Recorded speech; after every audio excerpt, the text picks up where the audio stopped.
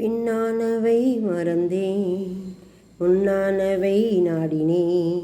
என் நேசர் தருகின்ற பரிசுக்காக, என் நேசர் தருகின்ற பரிசுக்காக லக்கை நோக்கி தொடருகின்றேன், நான் லக்கை நோக்கி தொடருகின்றேன். ஏசாயா 64:4 வசனத்தில், தேவனை உமக்கு காத்திருக்கிறவர்களுக்கு நீர் செய்பவைகளை நீரே அல்லாமல் உலகத்தொட்ட முதற்கொண்டு ஒருவரும் கேட்டதும் இல்லை, செவியால் உணர்ந்ததும் இல்லை, அவைகளை கண்டதும் இல்லை.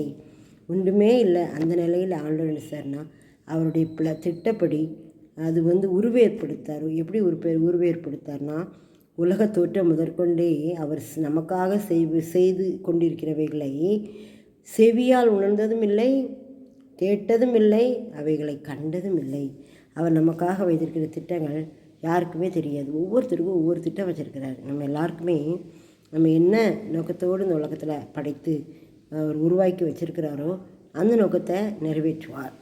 அது பறக்கும்போதே அவர் திட்டம் பண்ணி எழுதி வச்சுட்டார். அவர் உருவேற்படும் நாட்கள் 9 புஸ்தகத்தில் எழுதி இருந்ததே, அந்த எழுதி இருந்ததேன்னு சொன்ன வார்த்தையின்படி நம்மை பற்றிய எல்லாமே அவர் எழுதி வச்சுட்டார். அதனால் அதுபடி தான் நடந்துக்கிட்டு இருக்கோம். நம்ம அதை ஏன் இப்படி நடக்கு, அதனால் இப்படி நடக்கு அப்படின்னு நம்ம நினைக்கவே வேண்டாம். அவர் திட்டப்படி அவர் எழுதி வைத்தபடி நமக்கு நடக்கும். அதை நமக்கு செய்ய போகிற அந்த நன்மைகளை யாருமே கேட்டதும் இல்லை, செவியால் உணர்ந்ததும் இல்லை, கண்ணால் கண்டதும் இல்லை.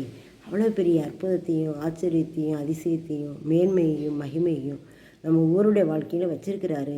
நாம் விசுவாசிப்போம், அதை பெற்றுக்கொள்வோம். வீணான அவிசுவாச வார்த்தைகளை நான் பேசாதபடி நாம் விசுவாசத்தோடு அவரிடத்தில் பேசும்போது நமக்கு நிச்சயமாகவே நம்ம என்ன வாயிலிருந்து வருகிற வார்த்தையின்படியே நம்மை நடத்துவார்.